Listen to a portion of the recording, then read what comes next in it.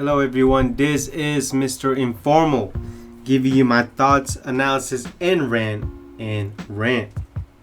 So, as per title, I will give you my thoughts, analysis, and rant on the Nikon Z6 Mark II and Z7 Mark II.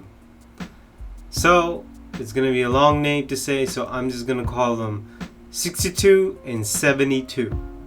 Again, I'm just going to call them 62 and 72. So let me give you my thoughts right now. It is not worth the money. If you already have the previous generation, don't even bother upgrading it. If you have a different camera system, don't even switch to these cameras. Don't even try to and don't even do your homework at all. To me, this was a waste of research and development from Nikon, and for some reason, all they did was just incremental upgrade to the point where I don't think they even catch up with the competition. And so with that, let me give you the specs, the main specs. Okay, so first and foremost, the 62 costs $2,000 per body, and then the 72 costs $3,000 per body. Same body, overall basically same design, same placements of the dials, and also the buttons. It's also both are weather resistance. The 62 is 25 megapixels and the 72 is 47 megapixels. Both will have a dual X-speed processor, meaning one camera will have two CPUs. This could be used for autofocus, could be for buffering, could be loading images, so on, but these are old CPUs. Not only that,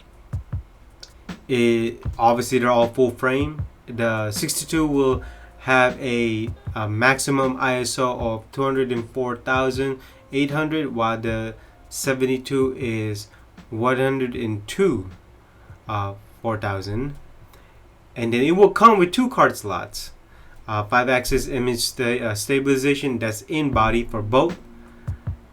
It will have contrast detect, phase detect for both, obviously, and then you have autofocus assist lamp. The 62 will maintain its 273 focus points, and also the 72 will also maintain its 493 autofocus points or focus points, which means that it has not changed or it has not been updated from the previous models. Obviously, it's a Z mount. The screen size has also been the same, and the resolution has been the same.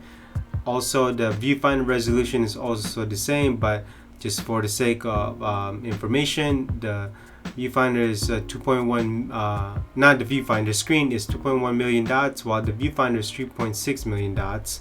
Obviously, it's an electronic viewfinder, and again, they have not changed the LCD type, which means it's not a fully articulated screen. It's still a tilting screen, so it's not something you could blog or vlog, especially when you want to do on your own.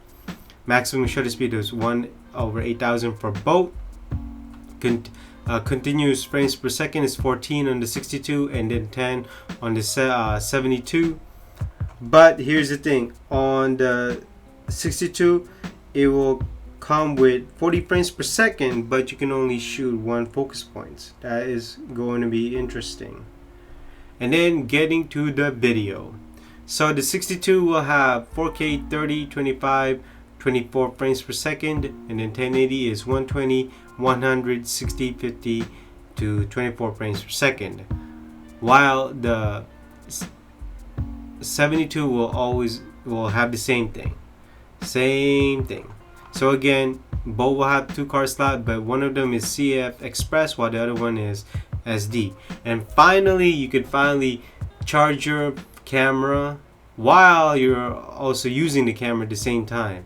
Finally, so that's via USB-C 3.2, and it has a built-in microphone port, headphone port, micro HDMI, USB charging, Wi-Fi, and you could also update the firmware via SnapBridge if you want to connect to Wi-Fi. I prefer via card, but you could also do that, the same thing too. It used the same battery pack as previous model. Not only that, you can also get a grip for $400. Yes, $400. That is a lot. And finally, just forgetting one more thing, is that the 4K 60 frames per second will not be available as of launch. It will be available next year, February 2021, via firmware update. That is interesting. So with those specs, let's get on to my analysis. This will not make Nikon market share in the camera pie go up. I actually think it's either going to keep it or go down. Because if I was a owner of a Z6 or Z7, I would be absolutely furious. Not because I can't use the camera, but because it tells me Nikon just do not have the motivation, just don't seem to listen. They don't seem to listen to the customer. And not only that, your Z6 or Z7 value is going to go down. And so in terms of the fan base of Nikon, it's going to be reduced. This is just my opinion. I think it's going to be reduced. They're probably going to look at the competition or look elsewhere. Or they're probably just going to complain to Nikon. And there has been talks about Nikon, maybe these could be the last two cameras that Nikon could ever make, because they may be in the verge of bankruptcy. I'm not sure if that's true. Do I believe it? I don't know. Right now I'm on the fence. I do kind of see where these people are coming from, meaning that this could be the last two Nikon cameras because they may be on the verge of bankruptcy. They may be. I mean, I don't know. But it seems such a disappointment of this camera. Will this sell? Will this sell more than the previous model? I don't think so. I mean, I don't even know what to say to this camera, because I'm trying to find a different system because I'm on the Micro Four Thirds, so I'm looking for a full frame, or it could be APS-C. But if I was looking for a full frame, this is not it. These two cameras are not it. So on to the Rant. Obviously, number one, no non-fully articulated screen. They are so stubborn. Number two, there's no 4K 60 frames per second out of the box, which means you have to wait until next year. I mean, couldn't they just delay the camera? I mean, couldn't they just do it while on the research and development process? I'm trying to figure it out. I mean, number three is that it's too bad that the focus points have not increased. It stayed the same. It really is too bad. And then number four is the battery grip. $400 for a battery grip. That's almost as the same price of the Olympus EM10 Mark III. Almost, alright? Almost. And you can buy that camera new. How could a battery grip be almost cost as the same as a new interchangeable lens camera? I am absolutely livid by that. And another thing is that it uses old CPU. What, they couldn't produce a newer CPU? Why do they gotta use the old tech? And then another thing is that last year's, not last year's, but previous models, the C6 and Z7, only had one card slot. And yet this one does. And during that time, during the announcement, Nikon reasoning why only card slot is that this card slot is so good that you're not gonna have problems. And now when they added these two card slots, they said, oh, we listened to the customer.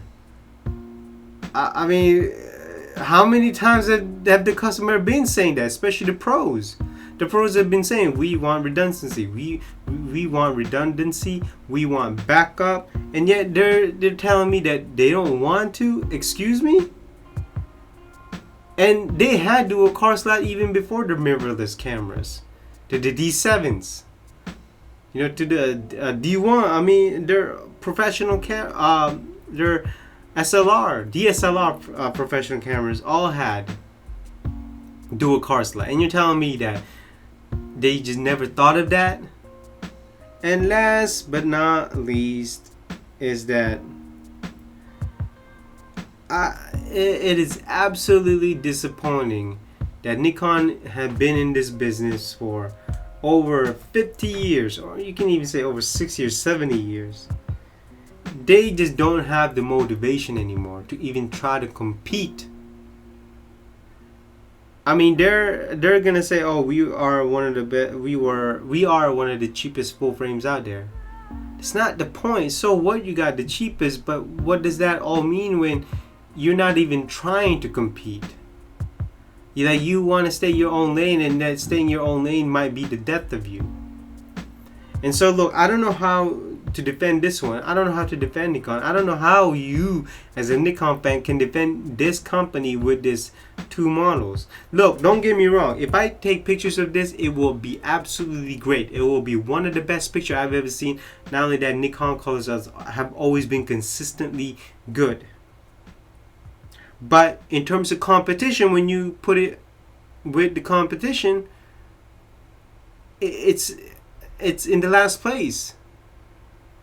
I mean, how can you defend that? Well, look, in conclusion, I feel as though Nikon wasted a lot of research and development money with these two new cameras. They could have done more. They could have been motivated. Heck, they could have lowered the price. At these prices, $2,000 and $3,000, oh man, they need to lower the price. Not only that, it's only incremental update. But what do you think of the Nikon Z6 Mark II and Z7 Mark II? Let me know down in the comments below. Am I being too harsh? Again, let me know down in the comments below. And so I will see you in the next thoughts, analysis, and rant. Bye-bye.